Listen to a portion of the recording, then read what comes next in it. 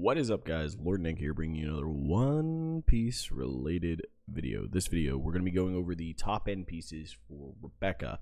Why do I generally end up leaning towards the Kuzamaki combo? Why do I not like Gecko as much? Why do I not go for Jack as much? Why is it that I don't value these cards to the same level that some other players, or quite a few other players, seem to do? What is it about this combination of Aramaki Kuzan that is making me want to stick to them? And how many Luffys is too many Luffys? We'll be tossing that into the video as well, just due to the fact that, as we get towards 10, people kind of need to understand how valuable this card is and how much of a necessity it is, and how much number you need to run it in. So let's start off by evaluating the two cards that I don't generally play, and go kind of over their strengths and arguably if there's any real weaknesses to them. So let's take a look at Gecko Moria. So with Gecko Moria, he is an 8-drop 9k body, which is really, really powerful. And then you add a 4-cost and a 2-cost into play, one of which is rested, one of which is active. So super easy way of going wide with him. The obvious card that everybody uses with him is Rebecca. So why is it that I don't value using Gecko Moria? Is it because I think he's a bad card? Do I think it's a bad strategy? No, it's not a bad strategy, but Rebecca is a very combo-oriented control deck. What that means is that your board space and what she combos off of isn't necessarily cards out of hand. Lucci combos with a lot of one-drop removal spells because of the fact that he can still swing as a leader, and on top of that, that the characters he's playing value that type of build path. So if I wanted to, I could make that build path in Rebecca. I'm not going to be as good as somebody like Lucci, because, yeah, I'll have access to blue cards, but Lucci gets to swing and I don't. So I'm almost always at a disadvantage. So building exactly like him in that regard, it's not necessarily going to work. In my past, I played Gecko Moria with a Rob Lucci, Hina, Rebecca build, which made me a slightly worse version of Sakazuki at the time. And there was other cards that I was utilizing because I thought the Dressrosa package was stronger, and so I was doing that. And in many ways, there were certain situations where, yeah, it felt like my deck was stronger, being able to just have this explosive board play with something like Gecko Moria. The biggest issue I had with Gecko Moria is, one, there's not an easy way for us to get him into our hand in Rebecca. Sure, you have Sabos, and you can play Tempest Kick now to give you some card cycling. And people are utilizing Jack for that same reason, the fact that he gives you card cycling, gives you the option of being able to find him, right? So these two generally get paired together in whatever deck builds they go into. The problem I still have, though, is that the reason that Gecko works so well in something like Lucci is they run stuff like Ice Age and Tempest Kick. So then I am forced to play that way as well, which isn't necessarily bad, but why are we playing Rebecca if that's the way you want to play? Yes, these are the strongest combinations, which is why Lucci had been and has been and potentially still arguably will be the best black control deck currently, because Blackbeard, while he will be probably a stronger deck, is not necessarily a black control deck in the traditional sense. He can remove stuff. He's just not as good at removing stuff, as consistent, I guess, as putting tempo on you and removing your stuff as something like Lucci is. But he's good at stalling and stopping and has so much more versatility and power. Anyhow, Gecko is a very, very powerful card in Rebecca, but he is much more of a tempo play. If you really kind of want to see the strength of what Rebecca can do with a Gecko Moria, you can kind of look at people like Artris, who's played it, and one of his biggest comments was that he oftentimes was just playing Gecko just to get bodies on board. Just the strongest way of, like, you use Rebecca, you use Rebecca and either Rebecca Searcher or something that allows you to draw cards with that Rebecca as the two cards you pick off of Moria. The Rebecca then gets you back a 2k from your trash and deploys a Kyros for you just to put a Kyros out on board. So you've now filled the board, but you're using it just to add cards back to your hand as you develop a 9k body and a blocker, which is very powerful, but it's not necessarily as good as somebody like Lucci. You're not utilizing it to the same destructive power. Yes, you can build combos for this, right? There is a specific known combo for Gecko Moria and Rebecca, which is you have a Hina in trash, a Kyros in hand, and you play Gecko Moria, get back a Rebecca from trash, and get back a Scarlet from trash. Now, the Rebecca will grab the Hina, deploy the Hina. You -4 something. You use the Scarlet to play the Kyros from hand. Scarlet reduces that same thing by 2, and you've now removed a 7-cost body to get you 2 5k bodies, a 9k body, and a 4-drop 0k blocker. Very powerful combination of cards there. That being said, it requires you having It requires you having 2 cards in hand and 2 specific cards in trash and 3 specific cards in trash. That is kind of, you can build your deck to it, but out of those cards, 2 of those cards have counter, and they need to be in your trash, which means you're going to be running an obscene amount of bricks, which is fine for most black decks because they also put pressure with their leader. When you cannot pressure with your leader, you need more counter because you need to be more defensive. You need to be able to defend yourself better.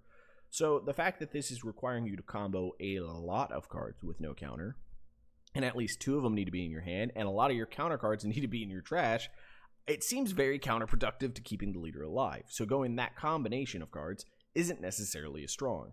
That being said, I just don't value Gecko for that reason. Like, having a value play is very nice, and yes, having an 8-drop 9k body is great, but it does feel sometimes tricky against certain decks, just playing this card out and knowing, okay, there goes my 8-drop 9k. If I can do it again the following turn, great. If I can't, then, well, shit. Like, if all I have is Gecko, then it doesn't feel nearly as good.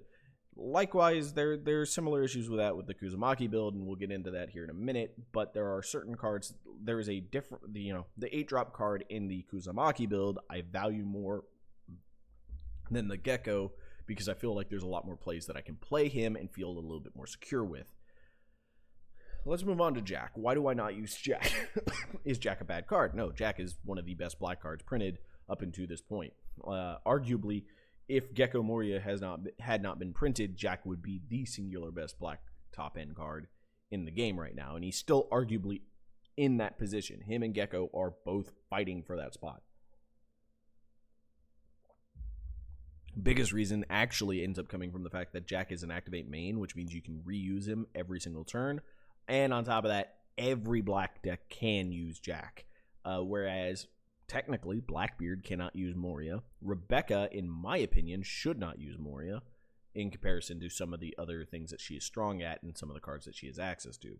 So why not Jack then? Jack kind of fits into that strategy that I'm talking about, right?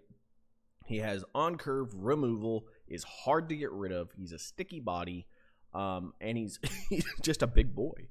So why do I not like Jack? What about Jack do I not like? The biggest reason I don't like Jack has nothing to do with Jack at all. Kind of. Jack is a pseudo blocker, which means that he is a card that kind of incentivizes your opponent to swing into him to remove him, right? He's an 11-cost character. So that, when he's in play, he's an 11-cost character. So it's actually kind of hard to remove him unless you have a 1-for-1 card like Red Rock or Rygo / Kingdom Come, right? These are kind of your biggest options for getting rid of a Jack. That being said, then why would I not like this card? Or if you're red and you can do reduction, so something like something like Marco ability into Rayleigh type of thing. So why do I not like Jack then? If he has all these benefits, right? Well, it's the fact that he's a pseudo blocker and not a blocker. And if he was a blocker, you'd actually be kind of pissed because you wouldn't want to attack with him, you wouldn't want to arrest him. So it makes sense that he's not a blocker. But the fact that he is force you to answer him, kind of. If I'm already behind in tempo, this card doesn't necessarily wrestle that tempo back for me. If my opponent's like, you're at 2 life, I still have 2 bodies on board, you remove one with Jack, that's annoying. But can you remove the rest of them? And if I can't, then, well, I might be kind of toast. And that's kind of the problem I find with Jack. Isn't necessarily that I dislike Jack in a sense of that I think he's bad. I just don't like him because of the fact that I generally see playing Rebecca as playing from behind. So it's more difficult for me to wrap it around in my mindset of how to utilize him when I have access to something like Aramaki, who does a very similar job as Jack. The biggest difference is he's just an 8-drop 8k blocker. He doesn't cost, he's not an 11 cost body, which would make him really, really good. and he doesn't cycle me a card, he loses me a card. But in place of that, his removal ability is part of his cost, so that's pretty nice to a degree. But he also, late game, removes those characters that my opponent's playing and pumps himself. So instead of being an 11 cost character, he's an 11k body, which for No Dawn is very, very useful for closing out the end game. So I value that aspect of it, and the fact that he's more defensive than Jack. Jack is much more of a, okay, let's swing the tempo. And in certain games, swinging the tempo is exactly what I need to be able to do. But, you know, Aramaki also can swing that tempo a little bit. His is a little bit worse, but he is also way more defensive. So in many more situations in a deck that needs to be more defensive, I value having the defensive top end. So there is an argument, though, of running both, of running Aramaki and Jack. I have tested it. I haven't been able to find the consistency ratio for it, because if I run more than 3 Jack, because the build that you generally want to go when you're running Jack actually involves Orlumbus, which is very counterproductive to some of the things I've said in the past about when to run Orlumbus and when to run Hajruden, which I guess we can jump into here in a minute. But you want to run Orlumbus just due to the fact that the biggest reason is that Jack actually is better, you know, in an Orlumbus build, because if he goes to the trash, you don't care, you can just get him back. Whereas with Aramaki, you don't really want to run Orlumbus as much, because if you mill all your Aramakis, you don't have a way of getting him back. Same thing with Kuzan. 10-drop Kuzan, you don't necessarily like Orlumbus as much, because if you mill all your copies, you don't have a way of getting him back.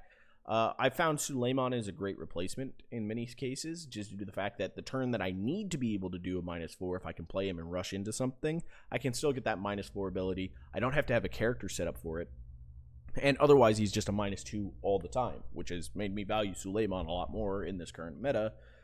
And it works well with these guys because it's less of a chance I'm going to mill them, but still get stuff into my trash so that I can still utilize luffys. Why do I like Kuzan so much, though? This is the kind of question that a lot of people will give me, because they all make the statement that Kuzan is too slow of a card. And I think that's just because of the philosophy that people have. They want to play Rebecca with the same type of tempo they play with any other black deck or any other deck in general in One Piece. So if that's the way that you're looking at the game, then yeah, Kuzan seems exceptionally slow, and Jack seems better, and so does Gecko. And if you keep trying to force Rebecca in that kind of philosophy, unless you get really, really good at understanding where her tempo breakpoints are, which you can do, you know, Artress did that, and Artress ran a Gecko Luffy list. Serena runs a Luffy Jack list. Like, you can play it tempo oriented, but you have to become very comfortable with playing the deck at its optimum lines, and then also having an insane knowledge base of what your opponent is running. So when you run into decks that have a variant type of base to them, right? So for instance, something that came to mind was the fact that, like, Yamato you used to either run aggro or fortress, and if you didn't know which one your opponent was, then your strategy kind of got messed up. And in a tempo oriented list, your strategy gets hella messed up if you play it wrong. If you start off playing thinking, oh, it's an aggro list, so I need to get a lot of heavy removal early, and then you find out it's a fortress list, which means that you don't have any blockers and you have less counter because you went into trying to have removal for their characters, and then they just hit you with a banished 9k swing with their leader. Well, now you just lost 2 cards, and that can lose you the game. Whereas, you know, with my build going with the Kuzan-Aramaki, my game plan is the same. I need to get to Aramaki Kuzan to win the game, but I am also always defensive. Can this be problematic in decks where I need to put some more tempo onto them? Yeah, it can be, but the biggest thing of the payoff for my deck is, even if I'm more defensive against these decks that I necessarily want to put more tempo onto, it's not going to impact me as badly as if I was a tempo deck who did this, right? Like, if a tempo deck judges it wrong, oh no, I haven't been building tempo and I've been playing defensively, and turns out you're really a long game type of deck, I might lose the long game now. Whereas with me, no, I am a long game deck. I want to play for the long game. So even if I misjudge it and realize, oh, you're a long game deck and I haven't set up as strong of a mid game for it, I still have a way of coming back because of Kuzan-Aramaki. as much as this is the game plan I'm playing to set up for up into my 8 Dawn, 10 Dawn turns, I can also go a little bit later in setting them up. I can play them out of order sometimes even to make for better plays, right? Like there are certain times where it's like, they only have one guy. If I play Aramaki here, like say I didn't have Aramaki on my 8 Dawn, so I had to play something else on 8 Dawn. And then it comes to 10 Dawn, and I drew the Aramaki. So I have Kuzan-Aramaki, and I'm looking at it. And board state-wise, they really only have one guy. I'm at 2 life. They don't really have a way of dropping me out of the game here. So the best thing I could probably do is drop the Kuzan so that I can KO whatever character they have out there using whatever I have on my board to help KO what they have. And now I'm putting a thing on the board that says, hey, you need to answer this. And most of these late game decks, when they have to answer him, use majority of their Dawn to do so without developing more bodies. So then when I play the Aramaki afterwards, they don't have the tools to kill him as easily. And now they don't have a board set up. So yeah, they might be able to get one swing into me, maybe, unless I have counter in hand, which I hopefully should. But, they'll get that one swing into me. So I'll still have 1 life, and now afterwards I've developed a blocker, and he's a big blocker that offers me the ability to remove whatever they play on their next turn. So they have now given up tempo to me to be able to deal with my late game board, but then they don't deal with it efficiently because they've gotten rid of the big threat. But now here's a follow-up threat that would have been, if I played it Aramaki first, I don't get that defensive tool afterwards, right? I lose my defensive tool. Cool, I can play the Kuzan, but then if they can play enough rush characters, they win. But now if they try to play rush characters out, I have a blocker and I probably still have counter in hand. They're not going to get through, and it's going to be hard for them to deal with the deck. So this is why I kind of lean into the Kuzamaki combo. With the Gecko, on a high roll, high tempo play, this card is amazing. Or if you have the proper cards for the combos for it, this card is amazing. Otherwise, it's a great utility tool that gives you the ability to flood the board and give you tempo to keep closing out a game. So if you have the mindset that you need to play tempo and you want to play like other decks, this kind of gives you that ability to kind of do that and gives you access to 2 of the best colors that combine for some of the best removal. But I don't think that it is utilized nearly as strong as in something like Lucci. So if you value playing something like Gecko for a lot of power plays, Lucci and Smoker have better ability to make use of the tempo that he gives. Whereas something like Jack, and then when we look at Jack is a great card, and if you really want to use Jack, I'm not going to doubt you I'm not going to say, hey, don't do it. You just have to understand when your playtime for it is. Slamming it on 7 is really useful, but if you've somehow not been able to counter early, say you draw all your bricks and you can't counter early, then dropping him on 7, or dropping him on let's say, an 8 Dawn turn, you'd play your Jack. Well, then what would have been a better spot here would have been Aramaki because he gives you a blocker, right? So there's a lot of understanding that, yes, if you were able to draw all your counter and you build your deck to have just tons of counter and you're willingly throwing away your cards because you think, oh, I can get those back, and my main goal is just to play this Jack out, power to you. That is a route that you can go. Obviously, it works for Serena. I don't know exactly how she plays out the deck, but to me, this is kind of the mindset is like, okay, I need to get to my 7 Dawn to play my Jack, and this is where I can start sneaking back tempo. Whereas for me, I play it for a little bit longer for something that is a little bit safer. I put down a giant blocker that forces removal, and if they do use all the removal to get rid of my giant blocker, then I can follow it up with the 10 drop. Or if I don't see this on curve, I can play the 10 drop, force all the removal, and play the giant blocker after, right? Like, I have a lot more safety with that. Now, note, a lot of my lists, for instance, this one does not run that many 2Ks. I run 8 2K counters, which people might be like, well, why is that? Well, because the other 2K option is Giats, and I don't personally care for Giats. There are times that he has been super useful for me, but for making consistency of what I want my deck to do, it's just a 2K counter most of the time.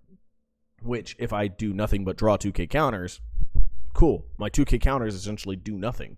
I could put down a Bardo, but most people can remove a 3-drop blocker or just rest him and just get past him. Like, he doesn't do the job I need him to do as a blocker most of the time. Whereas, like, with Giats, I can't even play him. He just doesn't do anything if I don't have any other character. So, like, drawing all these 2Ks is very problematic. So at 8, I can see the 2Ks most of the time when I need to, and I don't necessarily flood on them when I don't need to. That being said, when I look at my overall deck philosophy, while my top end numbers might shift a bit, I generally play for the same top end cards. But, I try to shift some of my cards based off of the meta, right? Like I've moved to Suleiman because I want more of a mid-game card that is not necessarily just Haj Rudin to help me remove stuff. But I also realize having something that just always has the threat of giving me a -2 and a body to clear something with is super valuable with cards like Stainless, for instance, or Houndblaze that I was previously running. Or even, for that matter, playing an Aramaki on curve and having a Suleiman can just get rid of a 4-drop body, which right now the magic number is 4 and 5. This helps a lot with the 4 spot. To get the 5s, you could use Patchwork, which is something I've debated, but I want to keep my no counters down to give me the ability to counter out of stuff. I was running Scarlet for more explosive power, potentially, right? Like my early play could be Scarlet. My second turn could be Stainless, using the Scarlet to play out like a Kyros. So let's say this is against Dofi, right? Let's say I play Scarlet turn 1. Dofi plays whatever, gets his 4-drop, gets a 4-drop character out. He plays his 1-drop, and then he uses his ability the next turn, plays out a 4-drop character. It's not a Jimbei for whatever. So let's say it's a Weevil, so he gets to draw a card, right? So this turn that I played Scarlet, the following turn I just play Stainless. I use Scarlet to play out Kyros, reducing the Weevil by 2. Kyros comes out, pops the 1-drop Searcher or whatever it was, and then I use Stainless, get rid of a card out of my hand, and I've now reduced his entire board. He's going into his 3rd turn with no character on board at all. So his tempo is reduced by a lot, and I've developed 2 5K bodies. Yes, this is a bit of a high roll potential, for instance, but there's other ways to utilize the Scarlet in that scenario. So let's say I have Scarlet, Suleiman, Kyros. So you use Scarlet to play the Suleiman, reduce Weevil by 4, and then you play a Kyros, pop the Weevil. And then I still have 1 Dawn, activate leader ability, draw a card. So we can still do that. Or if I don't have any of those cards, well, that's why I was running Riku. Riku just plays himself, for 4. He gives himself plus 2K, swing 7. If I don't have Scarlet, but I have Stage, turn 1 I Stage, use leader ability, get an extra card. He swings his 7 at me, I probably take it. And then the next turn I just play Riku, swing 7 into his 6. This is forcing him to give me a 2K counter, which early on is pretty solid for us. And then if he wants to kill the Riku, sure, go ahead. And if he doesn't, I now have Riku as a blocker the following turns. So I have developed a way of pressuring my opponent on the turn that it comes out. And if he doesn't immediately kill it, I then have a blocker to be able to deal with stuff. Or if he bounces it back to my hand, okay, he's at least a 1K counter in my hand. Or I can play him again and do another 7K swing if I need to. So Riku has a lot of versatile usages. So I've been teching him for those type of reasons. Though in these techs, that I've noticed, both Riku and Scarlet are a bit high rolly, so maybe I don't run them as much. But my general game plan is utilizing this to shore up my early game, to be a little more aggressive, but still giving me some defensive options. 1K counter, 1K counter. I removed Patchwork because it wasn't a 1K counter, and if I drew all my Patchworks with all my Kyroses, that's great and all, except for the fact that if I don't have Stage, it's just like, all right, I'll just use these guys each turn to get rid of stuff, but I have to keep taking every hit, and I'm going to potentially lose. So the issue I was running into with a lot of these aggro decks is I had too much no counter in the deck. So because of the meta, I wanted to shift down. So this deck only has 16 no counters in it, which allows me to be a little more defensive, so that if I can get to my Aramaki Kuzans, I win the game with those late. And part of doing that was also, actually, oddly enough, reducing the number of these in the deck has made the deck more consistent to get to those cards, due to the fact that I no longer have to worry about drawing too many of these guys and being stuck with 2 copies of Aramaki in my hand and being like, well, I can't counter with this.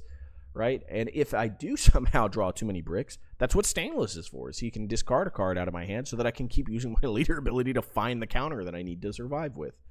So I have rebuilt this list with the concept of, okay, these cards are really powerful, but I don't want too many of them in my hand, so I'm reducing them to 2. I'm giving myself some high rolly chance with this because I need that ability to high roll every now and then. I'm giving myself a consistent blocker / removal piece for early game potentially, as long as I can find the stage, which is kind of what I needed to find in most of my matchups anyways. And then we're utilizing a card, so if I low roll, I can get out of the low roll. So I have chances of high rolling, chances of getting out of a low roll, and then just a generic solid package. So I do have to tweak the numbers a bit because I don't think it's quite tooled correctly, but it's much closer to where I want it to be, and overall, it's being more consistent to make sure I can get to the late game that wins me the game. So that's where I found that I like Kuzamaki the best, is that I know what my strategy is. I need to get to these 2 cards. And if I can get to these 2 cards, I can generally win most game positions from there. So I just needed to shore up the early game, but I also needed to make sure I didn't have no counter while doing so. Whereas with other black decks, you generally run into that issue where you could have too much no counter, and you could draw all those and be in a bad spot, and you don't really have a way of getting rid of some of those. One of the other options, and this is kind of where I've stuck to this deck. I like the consistency of, I have an inevitable win. I need to find a way of getting there. Now I moved back to Grab Blades, for those that are curious. I moved back to Grab Blades because I needed to be able to remove 2 characters at a time sometimes, and just having a card that removes basically anything in the meta out of life, been pretty nice to have, without having to rest my leader as well. Very useful.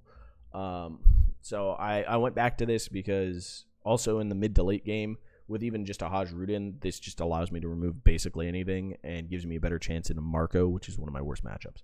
But that's more of a deck teching thing, more so than a philosophy of why do I like Kuzamaki so much. And the reason I like Kuzamaki so much is I have an inevitable late game.